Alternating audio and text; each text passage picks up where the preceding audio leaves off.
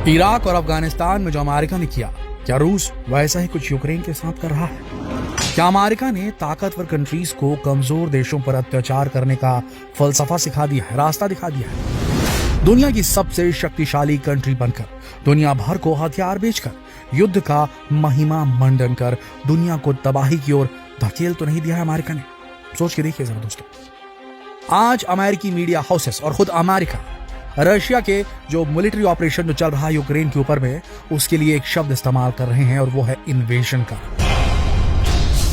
Foreign ministry की जो spokes woman है चीन की, हुआ चुनिंग, उन्होंने क्रिटिसाइज किया खुलेआम वेस्टर्न मीडिया को, ये कहते हुए कि वेस्टर्न मीडिया जो शब्द इस्तेमाल कर रही है इन्वेजन रशियन ऑपरेशन के लिए, क्या वो सही है? अगर वो सही है तो यूएस मिलिट्री ने जो ऑपरेशन चलाया था इराक और अफगानिस्तान के ऊपर में, वो क्या था? वो इन्वेजन नहीं था। इन कंट्रीज ने अमेरिका पे हमला नहीं किया था, इन्होंने दो देशों को तबाह किया है और ये शांति के दूत बनकर आते हैं। आपको ऐसा नहीं लगता कि अमेरिका अपने आप को इस दुनिया का स्वामी मानता है? किन्हीं भी दो देशों के बीच में कॉन्फ्लिक्ट होती है, वहां पहुंच जाता है। अगर कॉन्फ्लिक्ट भारत पाकिस्तान के बीच में है तो पीओके को लेकर पहुंच जाता है इंडिया में, और F-16 जैसे खतरनाक लड़ाकू विमान पाकिस्तान को सप्लाई कर देता है। पाकिस्तान के पास आज जितने भी हथियार हैं, जितना भी सब कुछ है, वो अमेरिका का दिया हुआ है। अरबों रुपए का उसे एड मिलता है जिससे वो आतंकवादी गतिविधियां करता है। ऐसा ही केस इजराइल और फिलिस्तीन के बीच में किया हुआ है। इजराइल का सपोर्ट करता है कमजोर कंट्री फिलिस्तीन की एवज में अमेरिका, और ऐसे ही कॉन्फ्लिक्ट उत्पन्न हो रहा था यूक्रेन और रशिया के बीच में, और वहां भी इंटरफियर करने के लिए पहुंच चुका था अमेरिका और अपने नेटो कंट्रीज की शील्ड ले रहा था, कवच ले रहा था उनका। लेकिन पुतिन निकले चालाक, पुतिन नहीं रुके, उन्होंने अपनी कार्रवाई कर दी और अब कभी भी रशिया यूक्रेन विवाद सीमा विवाद रहेगा ही नहीं रहेगा, क्योंकि रशिया ने हमेशा हमेशा के लिए उस विवाद को समाप्त कर दिया है यूक्रेन के ऊपर ये मिलिट्री ऑपरेशन करके, जिसे अमेरिका इन्वेजन कहता है। वो रशिया ये कहता है कि उसी का टूटा हुआ एक अंग था यूक्रेन, जिसे वापस रशिया से मिला दिया गया है। अमेरिका दुनिया भर में हथियार बेचकर लोगों के बीच में कॉन्फ्लिक्ट्स को जिंदा रखता है और खुद चौधरी बनके उनकी समस्याओं को समाधान करने के लिए पहुंच जाता है। वो युद्ध लड़ता है तो कुछ नहीं, दुनिया का कोई दूसरा देश अपनी सीमा की रक्षा कर ले या अपने हितों के लिए लड़ ले तो वो गलत साबित कर देता है। क्या अमेरिका को ही युद्ध लड़ने का पूरा स्वामित्व प्राप्त है? तो उसे ही अधिकार है युद्ध लड़ने का। दूसरा कोई देश अगर करता है तो आतंकवादी घोषित हो जाता है। सोच के देखिए दोस्तों, ये किस किस्म का वर्ल्ड ऑर्डर है? अमेरिका का विदेश विभाग कहता है कि पिछले 30 साल की शांति को भंग कर दिया गया।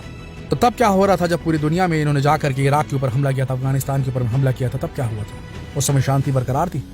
उनके ऊपर क्या सैंक्शन लगाए गए थे? अमेरिका के ऊपर रूसियों पर जो सैंक्शन लगाने की बात कही गई है, $1 ट्रिलियन उनके जो सीज कर दिए गए हैं अमेरिका के द्वारा अपने साथी राष्ट्रों के साथ मिलकर के, क्या ये सही तरीका है? दादागिरी नहीं तो और क्या है दोस्तों? सीधी सी बात है, पुतिन पूरे एशिया को यूरोप के खिलाफ लीड कर सकते हैं और इस बात से बौखलाया हुआ है अमेरिका। यह बात भी समझने वाली है कि दुनिया के पावर सेंटर अब यूरोप से एशिया की ओर शिफ्ट हो रहे हैं, जिसका बड़ा हिस्सा रूस के पास है, फिर चीन के पास, और जो बच जाता है वो भारत के पास है। जी हाँ, दुनिया के पावर सेंटर्स अब शिफ्ट हो रहे हैं। अब ये जो पूरे दुनिया पर राज करने की जो बपौती है वो सिर्फ गोरों की नहीं रहेगी, ये अब दूसरे देशों पर भी आएगी इसकी जिम्मेदारी। अब दूसरे देश अपना खुद का डिसीजन ले पाएंगे, अपनी सीमाओं की जो सुरक्षा वो खुद कर सकेंगे, और भारत को भी समझना चाहिए, रूस से कुछ सीखना चाहिए। आप समझ रहे होंगे हम किस ओर इशारा कर रहे हैं।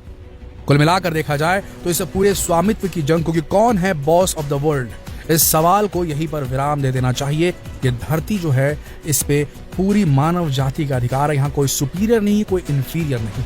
ये बात समझनी चाहिए दुनिया को, और खासकर जो सुपर पावर कंट्रीज हैं उन्हें, खासकर अमेरिका को, वेस्टर्न कंट्रीज को। उन्हें एक्सप्लॉयटेशन रोकना चाहिए बाकी दुनिया के देशों का, अफ्रीकी कंट्रीज का, इंडियन सब कॉन्टिनेंट का, एशिया का। हमें समझना होगा कि किसी भी तरीके से हमें भी ये बात समझनी चाहिए कि हम अमेरिका की छत्र छाया में नहीं पल बढ़ सकते, हमें रूस के साथ की जरूरत है। और हमें समझना होगा कि इस दुनिया का कोई एक बॉस नहीं हो सकता, अगर होगा तो अपनी मनमानी चलाएगा।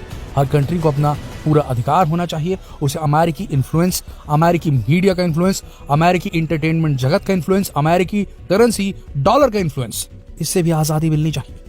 क्या आपको नहीं लगता ऐसा है? इस सवाल का जवाब कमेंट सेक्शन में जरूर दीजिए, और इस सवाल को दूसरे देशवासियों से पूछने के लिए इस वीडियो को शेयर करें फेसबुक पर, व्हाट्सएप पर, यूट्यूब पर। धन्यवाद।